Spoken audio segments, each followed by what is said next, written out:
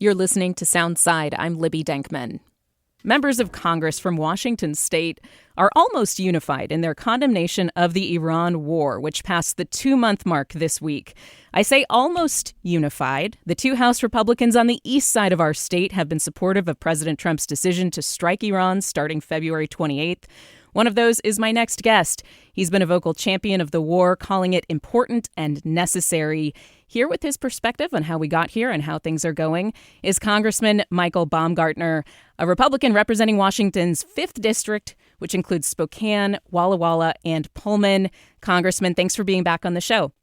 I appreciate the invitation. So first, some background for our audience, and I wonder if you could kind of share some of your personal story. Before you ran for office, you were in the Washington legislature, and then, of course, you're in Congress now. Before all that, you were in the State Department as an economics officer stationed in Baghdad, Iraq in 2007 and 2008. Can you tell me a little bit about how you formed your perspective on the Islamic Republic of Iran and how it affects the Middle East? Yeah, I spent a lot of time in the Middle East and saw firsthand and up close what the Iranian terrorist regime has attempted to do to Americans. Apologies for the buzzer in the background. That is signaling that we need to vote in the near future over on the House floor. So hopefully your listeners could bear with us, or at least they want to know what it's like to be a member of Congress. Yeah, you get these buzzers from time to time, but it'll cease just quickly. But the Iranian terrorist regime has been chanting death to America for nearly 50 years, and they mean it. And these fellas are not rational actors in the way that most of your listeners would think about, hey, let's sit down, work out our disagreements. This is really a messianic death cult running Iran. And they believe that the hand of God will take their view of Shia Islam and spread it across not just the Middle East, but across the entire world. And so what people need to understand is that Iran having a nuclear weapon would be like Hitler or Osama bin Laden having a nuclear weapon. So if you think on that for a minute, what would you do to keep Hitler or Osama bin Laden from having a nuclear weapon? Well, you'd do about anything to keep those guys from having a nuclear weapon. And of course, if Iran was able to get a nuclear weapon, it wouldn't be just about Iran having a nuclear weapon. It would mean nuclear proliferation in the most turbulent area of the world. It would mean Saudi Arabia would have a nuclear weapon. It would mean the United Arab Emirates would have a nuclear weapon. Turkey would have a nuclear weapon, and Egypt would have a nuclear weapon, and probably Qatar as well. And so we already have enough problems with nuclear proliferation around the world, and we cannot have Iran having a nuclear weapon. So that's really what this is about. And I think that if you think of it in those terms, I think people understand why we're taking the actions that they are and why they're necessary. You have a terrorist regime that's killed nearly 2,000 Americans over the last 50 years, whether it was the bombings in Beirut or Khobar Towers or the Americans that I knew that were killed by Iranian terrorists while we were in Iraq. And you have a messianic death cult that wants to spread jihadism across the globe. And so I applaud President Trump for what he's doing. I want to get to the issue of how imminent the threat of Iran getting a nuclear weapon was at the point when the war started. But just really quick, kind of talking about the state of play that is currently in place right now. So Iran has the Strait of Hormuz shut down. The U.S. is blockading Iranian ships. Nobody is budging currently. Last week, the president extended the ceasefire, and he said that there's no time pressure in talks with Iran. There was an Iranian proposal that would have basically had the strait open back up if the U.S. stopped their blockade, but then the nuclear talks would have been kind of kicked down the road. That was unacceptable to the president. In-person peace talks in Islamabad were called off. What do you make of how things stand now? Do you think that this is a stalemate?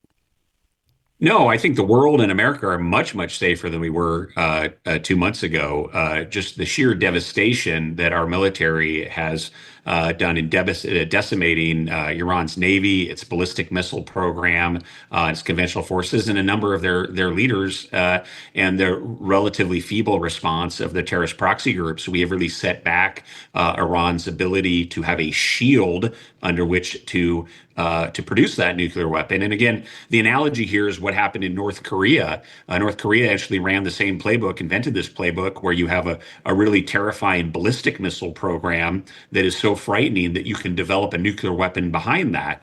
And of course, when North Korea was developing its nuclear weapon, and Bill Clinton had this decision to make. He was worried about, should we take out North Korea's nuclear weapons, or should, at the risk of having a major conflict between North Korea and South Korea, that would have a big ballistic missile exchange, and he elected not to do that. And now we have Iran with a nuclear, or North Korea with a nuclear weapon. And of course, North Korea is largely a hermit kingdom that's not trying to spread jihadist Islam across the world. So that's the playbook. And the reason why we had to intervene now is that we couldn't allow the shield to be developed because it would take options off the table. But in terms of whether it's a stalemate, no, we have all the leverage on Iran. The Strait of Hormuz is not a strategic weakness for us. It's a strategic weakness for the Iranians. And there are countries like Japan, China, South Korea, Asia, Pakistan, India that care far more about energy getting in and out of the Straits of Hormuz than we do. So we have a lot of leverage there. The only real weakness for us in any of this is just the domestic political cycle and the DC political establishment. And then obviously I understand why Democrats want to make everything seem like it's going terribly, because they're not in majority right now. They're not in power in DC. They'd like to get back into power in DC. And they'd like to continue to spread this message that cats and dogs are living together and there's chaos all over the place, but it's really not. So the only real issue here is how it impacts the domestic political cycle. But in America, what we should want is our political leaders to do things for good policy, even at the expense of political expediency. We used to call that a profile in courage. And so I think America's on the right track. We got a lot of leverage. It's a challenging situation, but again, what would you do to keep Hitler or Osama bin Laden from having a nuclear weapon? You'd do about anything. Congressman, I think that the gas prices are an issue that, for example, is affecting the American people. I know that Europe, Asia, there are, rationing fuel situations in Asia, for example. Europe is canceling flights. They're certainly feeling the pain more than the United States, where we produce a lot of domestic oil. But it's definitely being felt at the pump right now. I hear you saying that there is a cost to this and that it's going to be worth it in the end.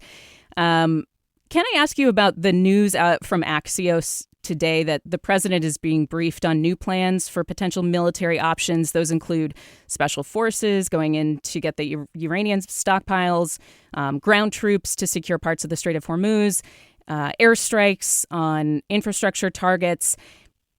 Do you want to see boots on the ground in Iran? Do you think that's going to be necessary? Well, first, let me just chat about the energy situation since you raised it.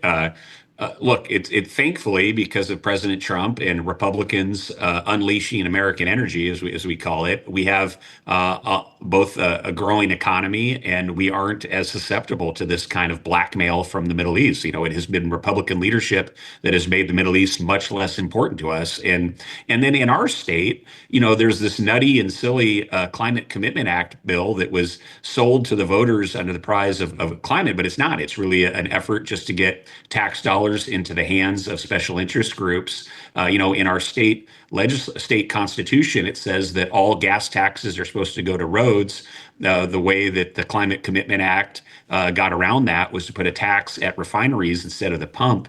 I understand that you don't agree with the policies in Olympia. Tomorrow, one of the things I've called for is tomorrow you could lower the price of gasoline by $1 in the state of Washington. I mean, we live on a border community with Idaho, and there's this silly policy within Washington. So gas prices are entirely within our control. Washington gas prices are certainly higher than the national average. We have some of the highest in the country. So you could do things right now nationwide, but there's no at the pump we're paying $1.20 more. Yeah.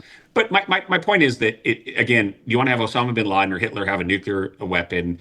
Prices certainly matter. They are higher as to do this, but we have in our control for state lawmakers, if it was really so egregious, they could tomorrow bring down the price of gasoline here. In terms of the question of options on the ground, we have a wide toolkit of options of things that can happen in Iran. Never before has there been such a layer of leadership that has been systematically decimated there. So, the whole top tiers of Iranian terrorist leadership has been eliminated, and we still have the ability to go out and do that as well too. So, these are things are not easy, but we have a lot of leverage. Personally, my view, what I've called this the start of the campaign. If I was the president, I would leave the blockade in place until we have the nuclear material. And I think that's something that the American people could understand. And it's something that using that blockade, we get leverage from other countries that care more about energy getting out of the Straits of Hormuz than we do to build that coalition. Because, Iran has been lying, but they've said they don't actually want a nuclear weapon. Well, that's a lie. But let's say, all right, we'll take it our word. Give us the enriched uranium, the 1,000 pounds of enriched uranium that could make about 10 to 12 nuclear bombs. Give that to us, and you can have your economy back. And that would be a good deal. So that would be how I would approach it. But we have a lot of options. So, Congressman, you've said that the U.S. has all the leverage. Obviously, the strait is shut down, and the U.S. blockade is still in place. We don't know how long Iran can store its oil. We don't know what kind of pressures they're facing. It's been assessed at a few weeks. It's been assessed at more. I've heard this situation described as a test for how much pain each country can withstand. And on the U.S. side, it's more political pain and, again, $1.20 more at the gas pump for the average American. Iran's economy is in free fall, and it's been very bad, but now it's much worse. But this is a government, the Islamic Republic, which slaughtered tens of thousands of its own citizens, estimated in January. It's very willing to kill its own people. The flow of oil is greatly reduced in the strait, but some Iranian oil has been able to pass through the double blockade. There are conflicting reports, again, about how long Iran can last without doing permanent damage to its oil infrastructure. But is this a winning strategy to assume that economic pain will move what are really radical, theocratic, ideologically dug-in leadership there in Iran? Well, again, we have a lot of options. We want to engage the entire world and having them have interest in getting this nuclear material out of Iran. And even if we didn't get the nuclear material out, thankfully with Operation Midnight Hammer last summer and this decimation of the ballistic missile, we're still already much safer. But given the situation that we're in, I believe we should try to tighten the screws until we get the nuclear material out, and either by further degrading senior levels of the Iranian leadership, or continuing to put economic pressures, and then look at those opportunities on the ground. So, do they respond to those economic pressures, though? I mean, as you say, they're radical. They are ideological. They believe this is a mission from God to oppose the United States. Yeah, eventually, again, there's a wide range of things that can be done, but it's a very challenging situation. I mean, would the Nazis give up their nuclear weapons program?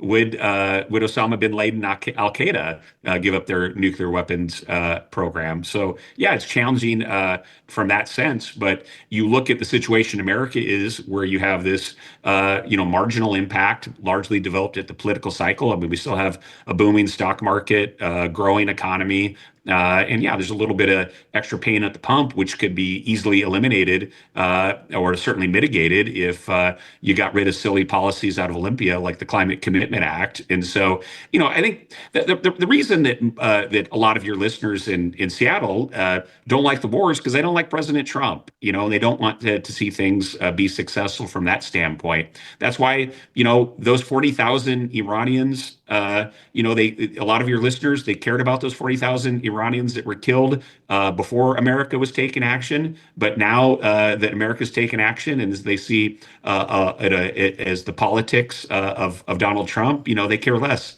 about those folks. But those 40,000 people are not really part of the conversation right now, Congressman. I mean, initially there was a lot of conversation about regime change and about the people rising up and really empowering the people. But in fact, after Ali Khamenei's assassination, his son is more dug in. The IRGC is more firmly in control. I think that's, why the question about strategic versus tactical victories. Like tactically, the United States has decimated the Iranian Navy. The whole military is in shambles.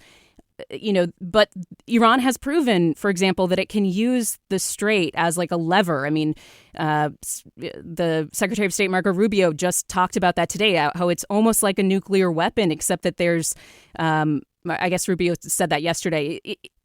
It doesn't lead to mutual destruction like a nuclear weapon, but they can turn the strait on and off now, and they've proven that they have that tool. Yes, I mean, and with a more entrenched. The Straits of Hormuz is very narrow. I mean, anyone with a speedboat and some explosives can close the Straits of Hormuz. Yeah, but strategically, isn't that a loss for the United States to have that proven? It would be. I think you would have a more productive conversation if amongst you and your listeners, if you were just honest that a lot of the ways that you view this conflict is through the domestic political lens, and because you don't like Donald Trump, or a lot of your listeners don't like Donald Trump, and that's why you went from, we care about the 40,000 Iranians that were being killed by this terrorist regime before Donald Trump was involved in criticizing Trump for it, and then after he got involved, you don't talk about them But anymore. Neither does President Trump really anymore, because it's no longer the goal has narrowed now to the nuclear material, whereas before it was a human rights conversation. Right, but what's in the United States' interest is first and foremost to get the nuclear material out, and then to work on that issue. But just the fact that there's so much excuse making and so much cheering going on for the Iranian terrorist regime. I mean, I read the same newspapers as well too. There's just a total lack of consistency on this, because a lot of the opposition is founded in Trump derangement syndrome. But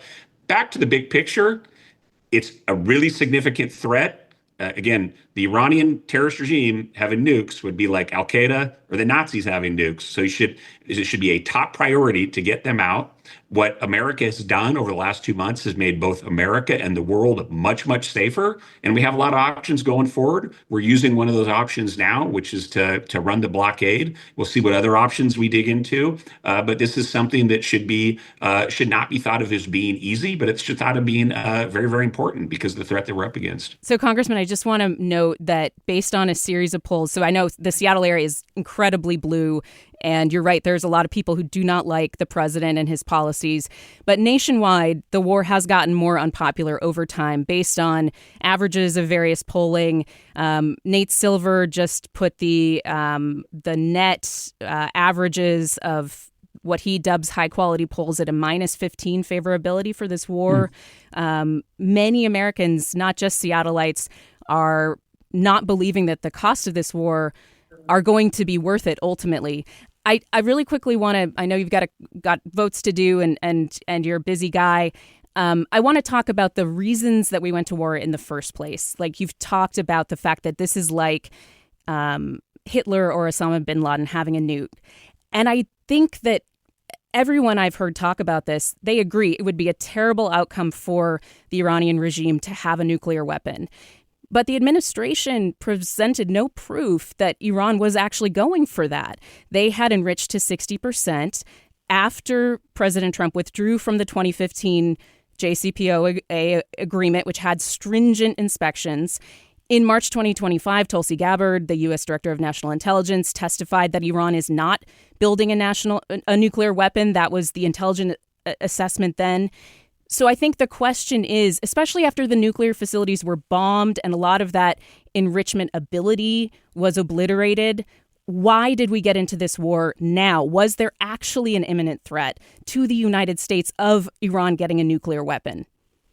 Look, the JCPOA was a joke of an agreement. It was naive and foolish and misunderstood the nature of the Iranian regime. I mean, these guys are dedicated, hardcore terrorists. They're messianic cultists that believe, again, this is a death cult. And you say people kind of understand that. Well, they need to fully understand that. One thing I would criticize the administration for is I would agree they didn't do a great job of explaining the imminence of the threat. We saw after Operation Midnight Hammer last year that even after pounding the heck out of their nuclear nuclear program with those massive bombs, the Iranians still wanted to go right back to rebuilding their ballistic missiles. And so it was that missile shield which has to be degraded, because if the missile shield, we're building 1,000 missiles a month. And they were going to get to having such a protective shield that would take our options off the table. So if they build, because this is what North Korea did. So we've seen them run the playbook. And so if you have so many ballistic missiles and drones and terrorist proxies that it then makes the ability for America to go in and remove the nukes or hammer them, takes it off the table because there's too much chaos. That's the case for doing it now, is that it's about the shield with which you can do the nuclear weapons behind the scenes. And of course, with 30 to 40,000 of their own citizens stepping up to try to overturn this very unpopular regime and willing to put their lives on the line, it also gave this opportunity where you had a combination of, you gave them a chance after you hammered them last summer. They went right back to building that ballistic missile shield. And then you saw an uprising in January that said, hey, can you do this in such a way that you can take care of the nukes and maybe get rid of the regime as well, too? That's why it happened now. And insofar as your listeners and folks, I mean, look, your same listeners that elected a moron like Katie Wilson to be the mayor of Seattle are not people that are going to be real deep thinkers when it comes to foreign policy and dealing with the nuclear weapons programs in Iran. So good for the people in Seattle. They get to have their own views on these things as well, too. But they're not deep thinkers when it comes to protecting us from America's most damaging challenges, across the globe. So, we need to do what's right when it comes to policy and protecting America, not what is politically expedient. Congressman, final question. What counts as victory here? If anything short of Iran giving up all of its nuclear material results from this conflict, is that a failure of the United States? If Iran keeps control of the strait enough to charge a toll on shipping lanes, is that a failure of this war? What counts as victory?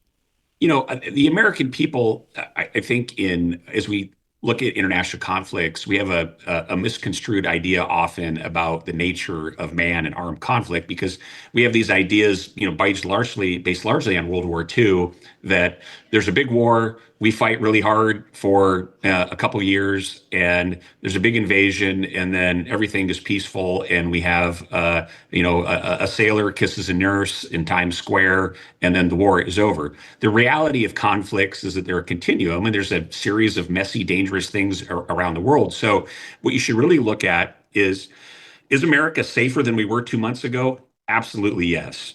Do we have continued wider range of options to deal with this issue? Absolutely yes. But this is not going to be a situation where you're going to have a declaration of victory per se, similar to World War II or that idea in a post-industrialist nature that wants to be compatible with the West. It would be great if there was a new regime in Iran that did want to be compatible with the West and didn't want to launch a jihadist war across the world. But you're still going to have that roughly 20% of the Iranian population that that has those views, regardless of whoever is running Iran. So, like many other pressing national security challenges, it's just going to be something that's going to have to be managed through the years, and that's the reality. Think about, the thing I just leave with your viewers, and I know who's listening to this radio program. I'm not naive that folks are going to be changed a lot, but just think about the nuclear non-proliferation issue. Think about how dangerous it is for countries to have nuclear weapons right now, and how complicated it is. And then think about having 5 or 6 more countries in the most volatile place in the world having nuclear weapons. It'll be the end of humanity. I mean, these things are so powerful, and the stakes are so high. I know, Congressman. On this issue. And when folks listen, well, yeah, how's it going to affect the political elections coming up? Or my gasoline is 50% higher per gallon than it used to be, versus the devastation that a nuclear weapon would cause. We're talking about global thermonuclear war. But again, I don't think the question is whether having it's just such a nuclear Iran is the bad. Stakes are as high. I don't think the question is whether a nuclear Iran is the bad outcome. The question is, did leaving the JCPOA get them much closer, again, to 60% of enrichment? Did attacking in the way we did end up leaving them with proof that they can control the strait, and the fallout being economic chaos in much of the world, higher gas prices, and a more entrenched Iranian regime? I think that's the question, not whether or not an eventual nuclear Iran would have been a bad thing. Like that, I think, is unites everybody to say it's a bad thing. No, I mean, definitively, the JCPOA was not going to keep Iran from getting a nuclear weapon. It was not going to work. They were secretly developing a nuclear weapon. And again, they were building this ballistic missile shield. These guys have a devastated economy.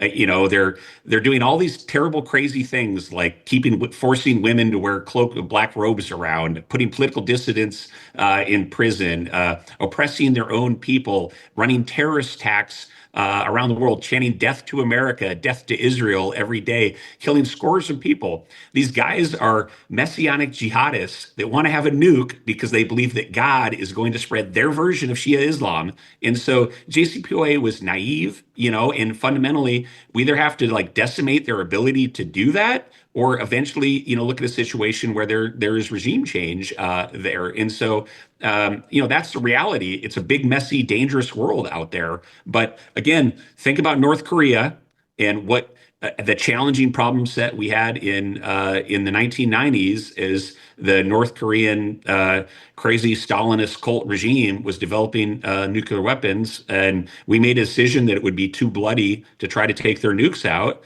And now we have North Korea with a nuclear weapon. That's a very dangerous situation, but they by and large keep to themselves.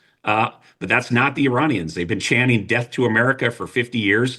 And I think I would strongly encourage you to re-engage with the Iranian American diaspora here in the US. There's a lot of Iranians in the Bellevue area that can talk to you very directly about who these We've guys had are. members of the diaspora on from no, I mean, all different they'll tell you spectrums. they'll tell you exactly who these guys are and how awful they are. Again, nobody questions the Well, I think look, from way the that they oppress people and the dangers of them potentially having a nuke. I know. And for the people that don't like Donald Trump, there's this fantasy narrative that, boy, if we had just stayed in the JCPOA, we could have negotiated all this stuff and it never would have happened. That's nonsense. I mean, that's nonsense. But the outcome here after President Trump is done with whatever military engagement he chooses to do here, whether it's the long blockade, whether it's a quick strike, again, that he's getting briefed on today, the outcome here could very well be a negotiated limit to nuclear material, some nuclear material being sent out, just like under the JCPOA, inspections to prove that. Like, that could be the outcome. That has been floated. Would you rather have Adolf Hitler and the Nazi Party having a navy or not having a navy? Would you rather have Adolf Hitler and the Nazi army having a ballistic missile program or not having a ballistic missile program? Would you rather have Adolf Hitler and the Nazi army having a series of terrorist networks around the region? And would you rather have Adolf Hitler and the Nazi party having a series of countries helping them or not helping them? I mean, that's the progress. I sure would rather the negative on all those. We're certainly not going to allow the equivalent of Adolf Hitler in the Nazis of the Middle East to have a nuclear weapon. And so, again, I know it's politically challenging. I know it's unfortunate for folks, particularly in Washington State, when we have so many terrible policies coming out of the Democrats in Olympia to chase job creators and make jobs growth hard in Washington State. I know it's terrible, but I don't want my kids or anybody's kids living in a world where there's nuclear weapons all over the place, particularly from jihadists. So we're a lot safer than we were 2 months ago, and we have a lot of options on the table. Congressman Michael Baumgartner of the 5th District, we didn't have time to mix it up between UW and Wazoo. You represent Pullman. We're a University of Washington affiliated station. But another time, I think we certainly mixed it up enough for today. But I just really appreciate you engaging on this stuff and being willing to come on. Again, as you've mentioned, it's not a comfortable setting for Republicans always, media in the Seattle area. So I appreciate the conversation. Thank you.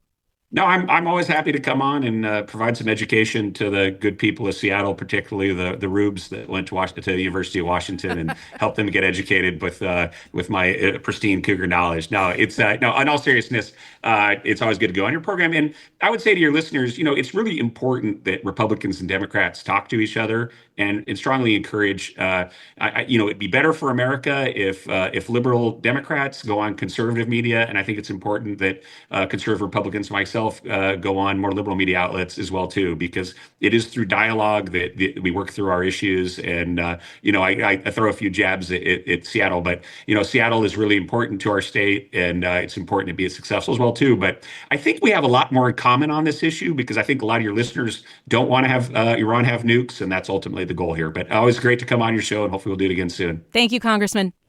All right, take care.